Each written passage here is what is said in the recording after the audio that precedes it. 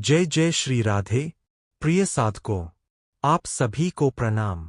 आज का यह सत्संग साधना के उस सूक्ष्म और गहन आयाम को छूने वाला है जहां साधक केवल अभ्यास करने वाला नहीं रहता बल्कि स्वयं साधना का माध्यम बन जाता है। हम अक्सर जप को एक क्रिया मानते हैं, माला फेरना, नाम दोहराना, समय निकालना, लेकिन एक अवस्था ऐसी भी आती है जहां यह सब प्रयास पीछे छूट जाता है और नाम स्वयं भीतर धड़कने लगता है, जैसे हृदय की धड़कन, जैसे श्वास का आना जाना, बिना किसी प्रयास के, बिना किसी बाध्यता के। यही वह रहस्य है जिसे समझने के लिए आज हम यहाँ एकत्र हुए हैं। अक्सर एक ईमानदार साधक के मन में यह प्रश्न उठता है, मैं जप तो कर रहा हूँ, लेकिन क्या कभी ऐसा होगा कि मुझे जप करना न पड़े और फिर भी जप चलता रहे? क्या यह केवल संतों की बात है या एक सामान्य साधक भी इस अवस्था तक पहुंच सकता है? और जैसे ही यह प्रश्न गहराता है, एक और द्वार खुलता है। आखिर यह सुरती क्या है जिसकी बात संत करते हैं? यह प्रश्न केवल जिज्ञासा नहीं है, यह साधना की अगली सीढ़ी का संकेत है। जब तक साधक केवल विधि में उलझा रहता है, तब तक वह बाहरी स्तर पर ही घूमता रहता है।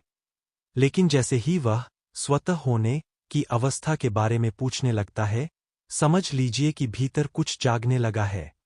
आज हम इसी जागरण को समझने का प्रयास करेंगे। हम यह जानेंगे कि सुरती कोई मानसिक अभ्यास नहीं, बल्कि एक ऐसी अखंड स्मृति है जो मन के प्रयास से नहीं, बल्कि मन के शांत होने से प्रकट होती है। और अजपा जाप वह कोई तकनीक नहीं है जिसे सीखा जाए, बल्कि वह तो साधना की परिपक्वता का फल है, जहाँ जप करने वाला स्वयं जप में विलीन हो जाता है। यह वही अवस्था है जिसकी ओर परमहंस योगानंदा जैसे महापुरुष संकेत करते हैं कि जब नाम केवल शब्द न रहकर चेतना बन जाए, तब साधक को अलग से प्रयास नहीं करना पड़ता, क्योंकि वह स्वयं उस धारा में बह रहा होता है।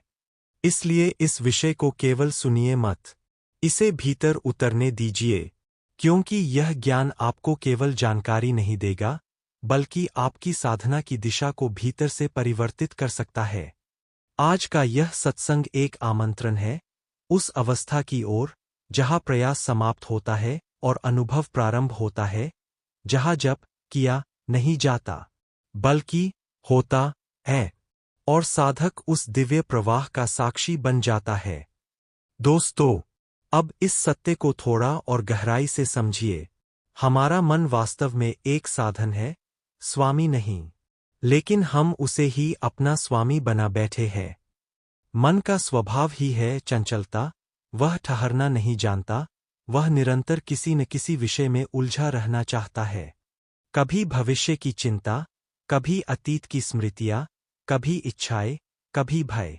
और इसी निरंतर बहाव के कारण साधक जब भजन में बैठता है, तो उसे लगता है कि उसका मन उसके वश में नहीं है, क्योंकि जैसे ही वह नाम जप शुरू करता है, मन किसी और दिशा में भाग जाता है, और जब वह संसार के कार्यों में लग जाता है, तो भजन स्वतः छूट जाता है। यही मन की सीमा है, यह एक समय में केवल एक ही धारा में बह सकता है, और इसलिए यह अखंड स्मरण का आधार नहीं बन सकता। यहीं पर साधना का असली मोड़ आता है, क्योंकि जब साधक यह स्वीकार कर लेता है कि मन के माध्यम से वह निरंतर परमात्मा का स्मरण नहीं रख सकता, तब उसके भीतर एक नई खोज शुरू होती है। क्या कोई ऐसी अवस्था है जहाँ स्मरण मन से परे हो? यही प्रश्न सुरती के द्वार को खोलता है। सुरती का अर्थ केवल याद करना नहीं है, बल्कि याद का स्थायी हो जाना है। यह वह स्थिति है जहाँ आपको बार बार प्रयास नहीं करना पड़ता कि मैं नाम जपूं, बल्कि नाम अपने आप भीतर गूंजता रहता है, जैसे श्वास का आना जाना। आप उसे चलाते नहीं, वह स्वयं चलती है। ठीक वैसे ही जब साधना परिपक्व होती है, तो नाम भी आपके भीतर एक स्वाभाविक प्रवाह बन जाता है। परमहंस योगानंद जैसे महापुरुष इस अवस्था की ओर संकेत करते हुए कहते हैं कि जब स्मरण एक क्रिया न रहकर आपके अस्तित्व का गुण बन जाए, तब समझो कि साधना भीतर उतर चुकी है। इसका अर्थ यह है कि अब आप जप कर नहीं रहे, बल्कि आप स्वयं जप की अवस्था में जी रहे हैं।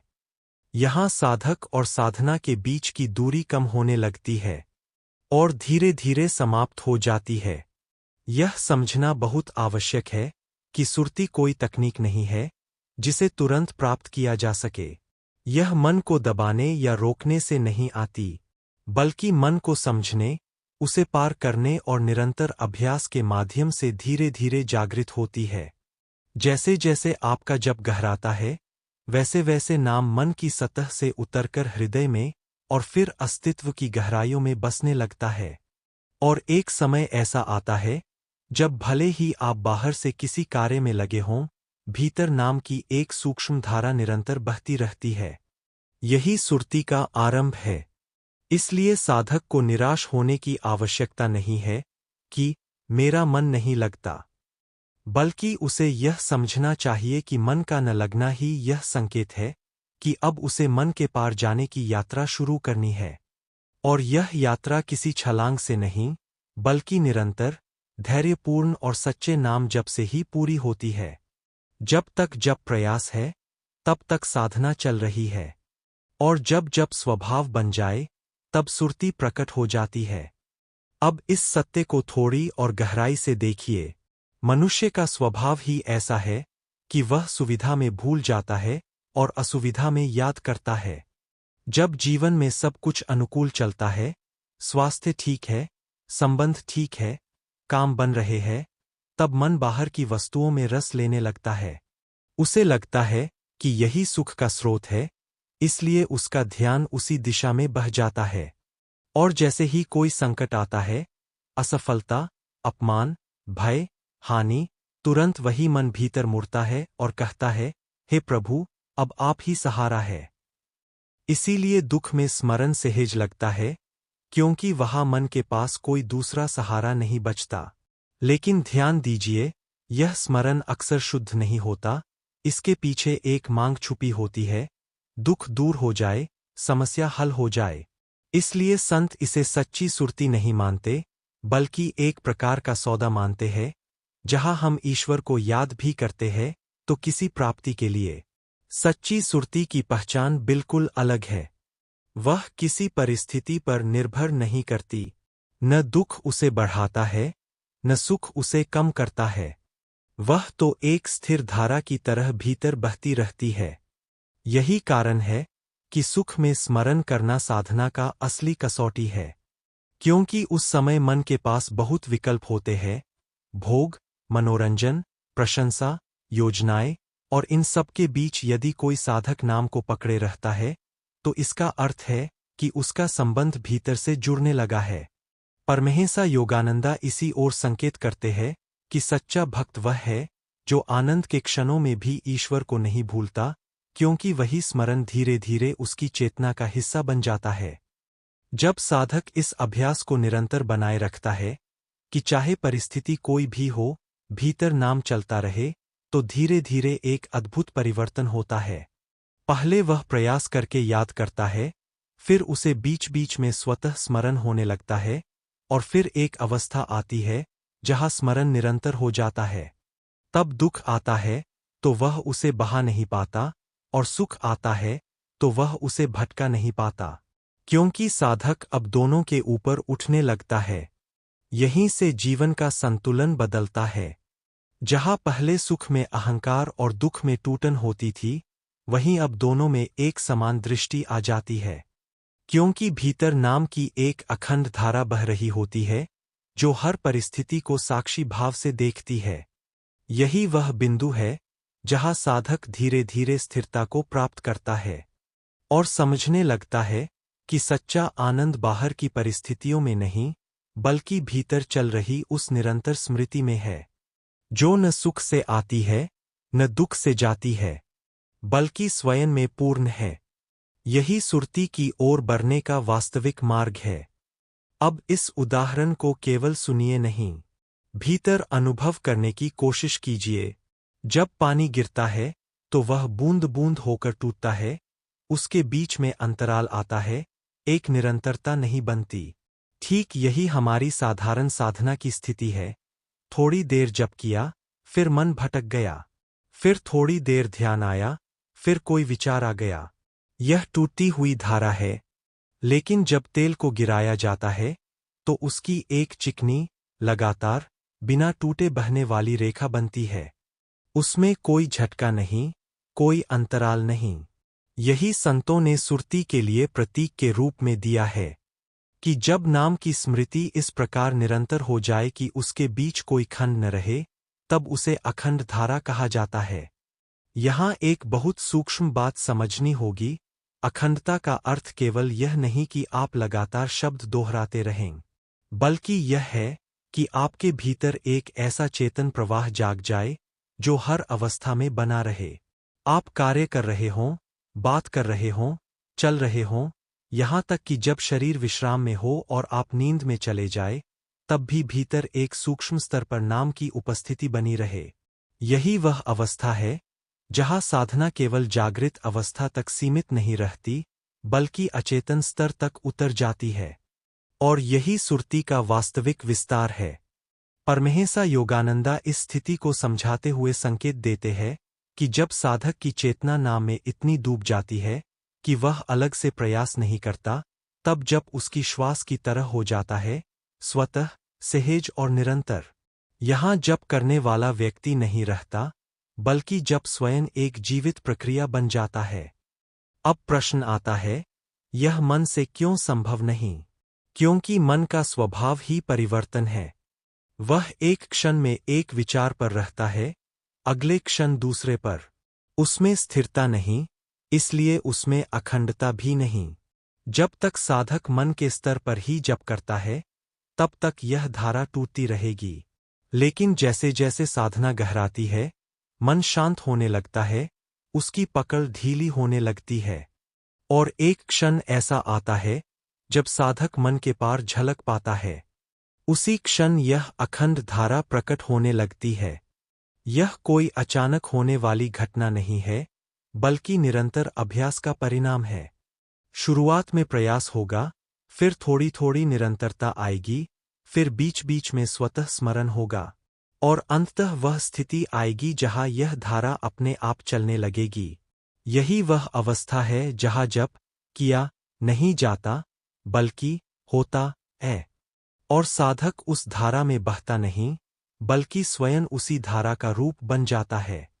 अब इस उदाहरण को थोड़ा और सूक्ष्मता से समझिए। तिल और फूल की यह उपमा केवल एक कहानी नहीं है, बल्कि साधना के पूरे विज्ञान को बहुत सरल रूप में प्रकट करती है। जब तिल के दानों को सुगंधित फूलों के पास रखा जाता है, तो धीरे धीरे वे फूलों की खुशबू को अपने भीतर खींच लेते हैं। यह प्रक्रिया अचानक नहीं होती, इसमें समय लगता है, निकटता चाहिए, निरंतर संपर्क चाहिए, और सबसे महत्वपूर्ण, धैर्य चाहिए। जब तक तिल फूलों के पास बने रहते हैं, तब तक यह आदान प्रदान चलता रहता है। और एक समय ऐसा आता है जब तिल स्वयं सुगंधित हो जाते हैं। फिर चाहे फूल हटा दिए जाए, लेकिन जो सुगंध भीतर उतर चुकी है, वह बनी रहती है। यही बिंदु इस उदाहरण का सार है। ठीक इसी प्रकार साधक जब नाम जप, भजन और ध्यान में निरंतर बना रहता है, तो वह केवल एक क्रिया नहीं कर रहा होता, बल्कि वह अपने चित्त को एक दिव्य संगति में रख रहा होता है।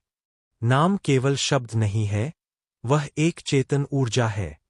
और जब साधक बार बार उसी ऊर्जा के संपर्क में आता है, तो धीरे धीरे उसका मन, उसका चित्त, उसका पूरा अस्तित्व उसी गुण को ग्रहण करने लगता है। शुरुआत में यह बाहरी अभ्यास लगता है, माला फेरना, जप करना, ध्यान में बैठना, लेकिन वास्तव में भीतर एक सूक्ष्म परिवर्तन चल रहा होता है। साधक उस दिव्यता को सोख रहा होता है, ठीक तिल की तरह। परमहंस योगानंदा इसी प्रक्रिया की ओर संकेत करते हैं कि जब साधना निरंतर और सच्ची होती है, तो एक समय ऐसा आता है जब साधक को अलग से अभ्यास करने की आवश्यकता कम होने लगती है, क्योंकि जो वह खोज रहा था, वह उसके भीतर स्थिर होने लगता है। इसका अर्थ यह नहीं कि साधना समाप्त हो गई, बल्कि यह है कि साधना अब भीतर स्थानांतरित हो गई है। बाहरी क्रियाएं धीरे धीरे गौण हो जाती है, और आंतरिक अनुभव प्रमुख हो जाता है। यही वह क्षण है जहाँ सुरती प्रकट होती है। अब साधक को बार बार याद करने की जरूरत नहीं पड़ती, क्योंकि स्मरण उसके स्वभाव का हिस्सा बन चुका होता है। और इसी से जन्म होता है अजपा जाप का, जहां नाम अपने आप चलता है। अब माला की आवश्यकता नहीं, क्योंकि जब उंगलियों से नहीं, चेतना से हो रहा है। अब शब्द की आवश्यकता नहीं, क्योंकि ध्वनि भीतर स्वयं गूंज रही है। यह एक सूक्ष्म कंपन है, एक आंतरिक लय है, जो हर क्षण, हर स्थिति में बनी रहती है। यह अवस्था किसी एक दिन में नहीं आती। यह उसी प्रकार धीरे धीरे परिपक्व होती है, जैसे तिल में सुगंध उतरती है। इसलिए साधक को यह समझना चाहिए कि हर बार का जप, हर क्षण का स्मरण, हर छोटी सी साधना व्यर्थ नहीं जा रही। वह सब मिलकर भीतर एक ऐसी सुगंध बना रहे हैं, जो एक दिन स्थायी हो जाएगी। और जब वह स्थायी हो जाती है, तब साधक को अलग से प्रयास नहीं करना पड़ता। वह स्वयं उस दिव्य सुगंध का स्रोत बन जाता है। यही सुरती है, और यही अजपा जाप का आरंभ है। अजपा जाप, यह शब्द सुनने में जितना सरल लगता है, उसकी अवस्था उतनी ही गहरी और दुर्लभ है, क्योंकि यह कोई तकनीक नहीं है जिसे आप सीख ले। यह कोई विधि नहीं है जिसे आप तुरंत अपनाकर परिणाम पालें, बल्कि यह तो साधना की लंबी यात्रा का स्वाभाविक फल है। जैसे बीज बोने के बाद समय के साथ वृक्ष अपने आप उगता है, वैसे ही निरंतर नाम जप के बाद यह अवस्था अपने आप प्रकट होती है।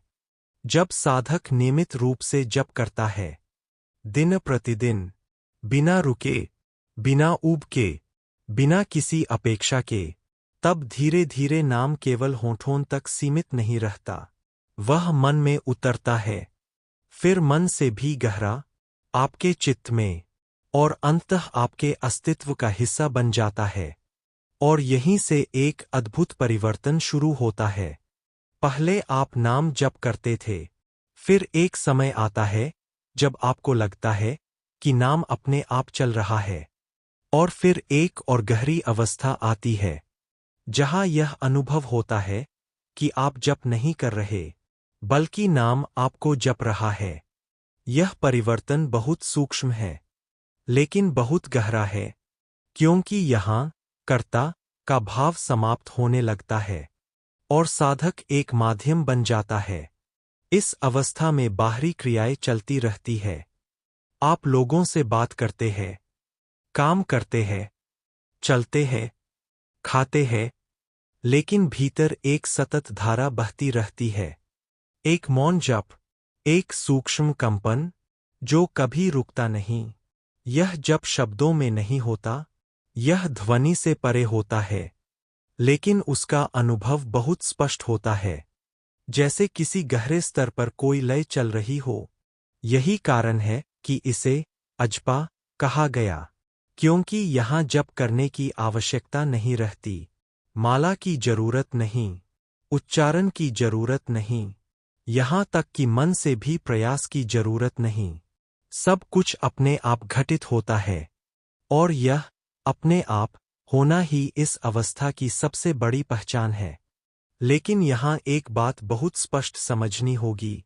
यह अवस्था अचानक नहीं आती, यह केवल सुनने से नहीं आती, यह केवल इच्छा करने से नहीं आती।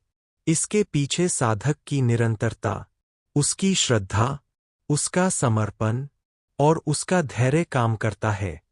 जो साधक बीच में रुक जाता है, वह इस अवस्था तक नहीं पहुंच पाता। अजपा जाप वही प्राप्त करता है जो नाम को केवल अभ्यास नहीं, बल्कि जीवन बना लेता है। जो हर परिस्थिति में जप करता है, सुख में भी, दुख में भी, मन लगे तब भी, और मन न लगे तब भी, क्योंकि अंततः वही निरंतरता एक दिन इस जप को प्रयास से उठाकर स्वभाव में बदल देती है। और जब यह स्वभाव बन जाता है, तब साधक को अलग से साधना करने की आवश्यकता नहीं रहती। उसका पूरा जीवन ही साधना बन जाता है। हर श्वास जप बन जाती है, हर क्षण स्मरण बन जाता है। और यही वह अवस्था है जहां साधक वास्तव में नाम में लीन हो जाता है। यही अजपा जाप की पूर्णता है। यही साधना का मौन उत्कर्ष है। साधकों, आज का यह सत्संग केवल ज्ञान देने के लिए नहीं था, बल्कि आपको उस दिशा में स्थापित करने के लिए था जहां साधना केवल एक क्रिया न रहकर आपके जीवन का स्वभाव बन जाए।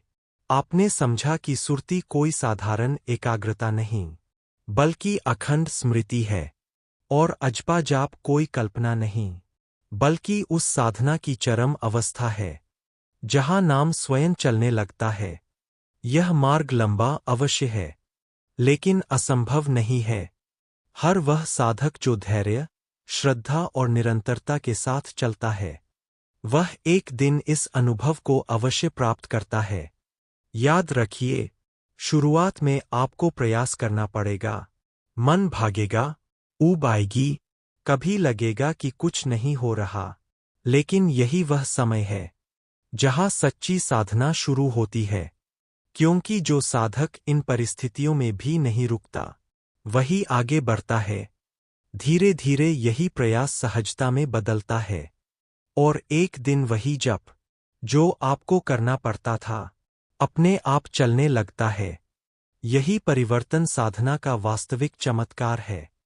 इसलिए आज स्वयं से एक स्पष्ट संकल्प लीजिए कि चाहे परिस्थिति कैसी भी हो, चाहे मन साथ दे या न दे, आप नाम जप को नहीं छोड़ेंगे, क्योंकि यही निरंतरता एक दिन आपको उस अवस्था तक ले जाएगी जहां खोज समाप्त हो जाती है और अनुभव प्रारंभ होता है।